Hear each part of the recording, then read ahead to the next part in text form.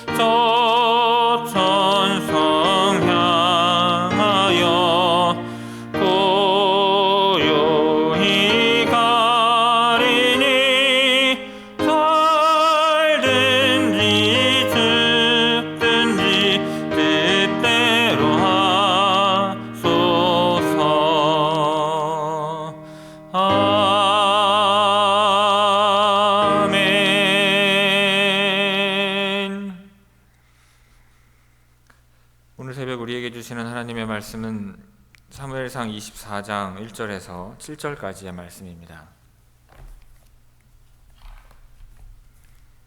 구약성경 사무엘상 24장 1절에서 7절까지 제가 봉독하겠습니다. 사울이 블레셋 사람을 쫓다가 돌아오매 어떤 사람이 그에게 말하여 이르되 보소서 다윗이 엔게디 광야에 있더이다 하니 사울이 온 이스라엘에서 택한 사람 3,000명을 거느리고 다윗과 그의 사람들을 찾으러 들렴소 바위로 갈새 길가 양의 우리에 이른즉 굴이 있는지라 사울이 뒤를 보러 들어가니라.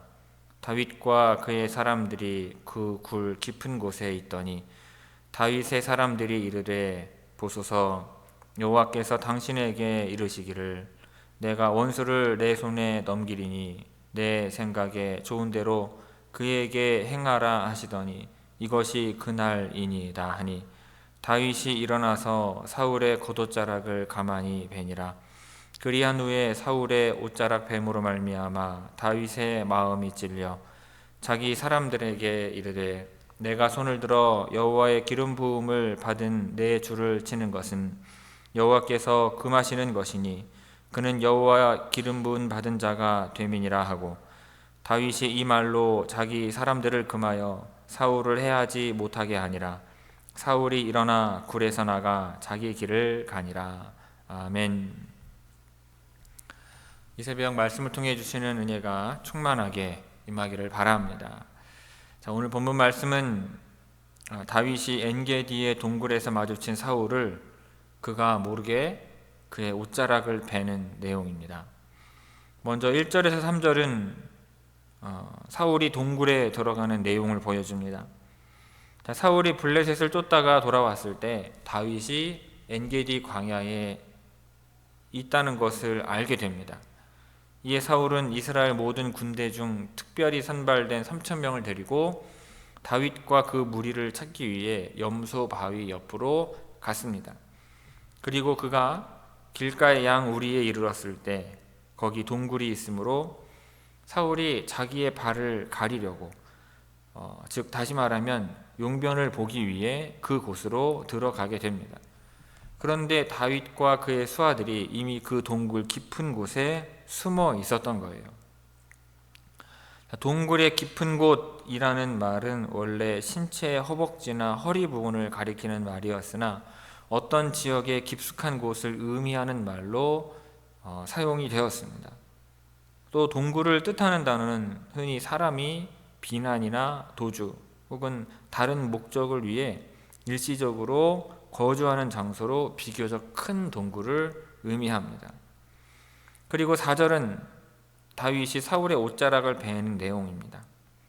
자, 다윗의 사람들이여 다윗에게 오늘이 바로 여호와께서 당신의 원수들을 당신에게 넘기겠다고 말씀하셨던 그날입니다 라고 말합니다. 부하들의 이 말에 나타난 여호와의 말씀이 언제 다윗에게 주어졌는지는 알 수가 없습니다. 어쩌면 이것이 여호와께서 다윗의 대적들을 모두 지면에서 끊어버리시라고 했던 요나단의 말을 가리킬 수도 있습니다. 이때 아마도 사울은 자신의 겉옷을 벗어서 한쪽으로 치워 두었을 거예요.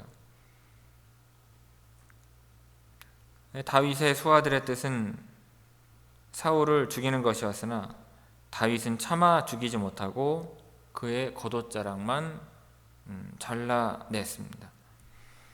그런데 과거 사울이요 사무엘의 겉옷자락을 찢었을 때 사무엘은 왕국이 사무엘에게서부터 찢어질 것이라고 예언한 적이 있습니다.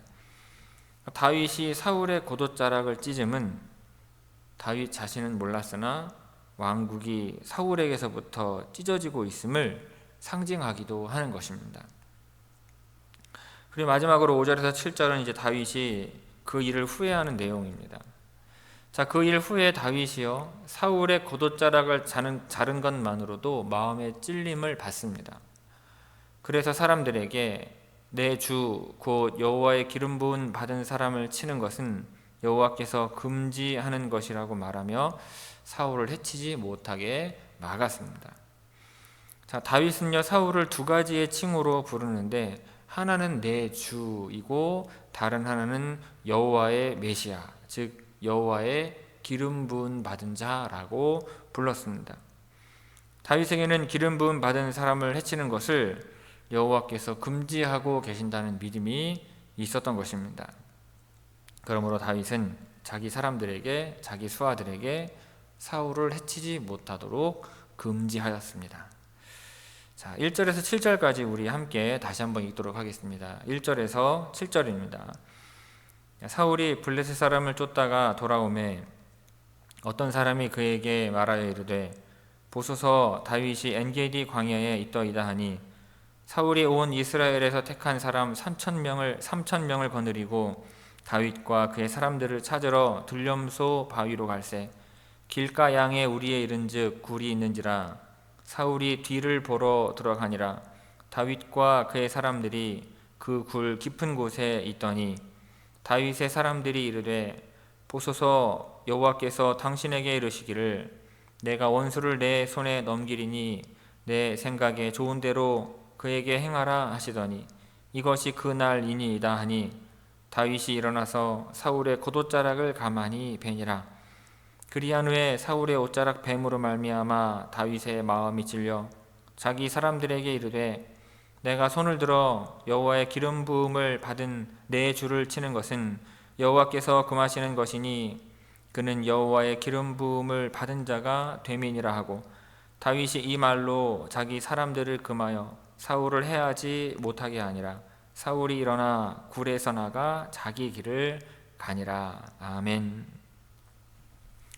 자, 성도 여러분, 우리는 나에게 유리한 기회가 생길 때 그것이 하나님의 뜻인지 아니면 죄를 지을 수 있는 유혹인지 물어봐야 합니다. 왜냐하면 기회의 탈을 쓰고 온 유혹들이 많기 때문에 그래요. 자, 쫓기던 다윗에게 사울을 죽일 수 있는 절호의 기회가 찾아왔습니다. 그러나 다윗은 하나님께서 세우신 왕을 처단하는 것이 하나님의 뜻이 아님을 알았습니다. 다윗의 부하들은 사울이 무방비 상태로 볼일을 보러 온 것을 두고 하나님께서 넘겨주신 것이라 외쳤습니다. 물론 하나님께서는 이렇게 말씀하신 적이 없고 다윗의 부하들 마음대로 이때가 하나님이 허락하신 기회인 것처럼 생각한 것입니다.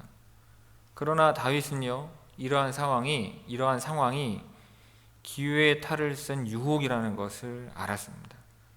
그래서 그는 사울의 겉옷자락만을 몰래 자르고 자기 부하들에게 사울을 해치지 말라고 말을 합니다.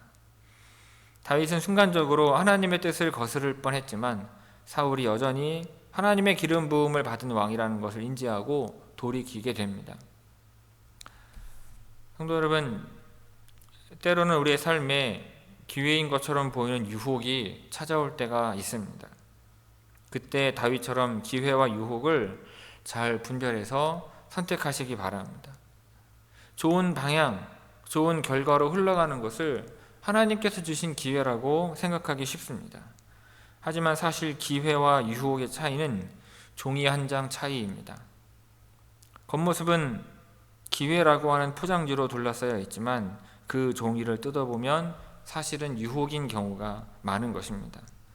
그래서 여러분, 우리에게는 분별력이 필요한 것입니다.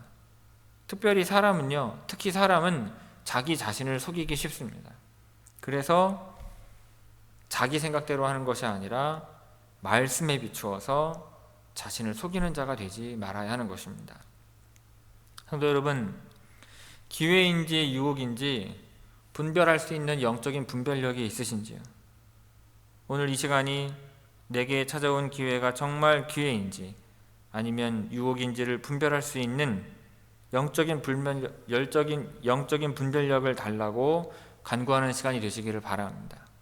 그리하여 기도하는 가운데 내게 찾아온 기회가 하나님께서 허락하신 기회인지 아니면 유혹인지 분별하여서 승리하는 삶을 살아가는 저와 여러분들 다 되시기를 주님의 이름으로 축원합니다. 기도하겠습니다. 아버지 하나님, 다윗이 사울을 죽일 수 있는 절호의 기회가 왔음에도 불구하고 하나님께서 기름 부으신 자 자기가 심판하지 않기 위하여 겉옷자락만 베었다는 그 내용을 보게 됩니다.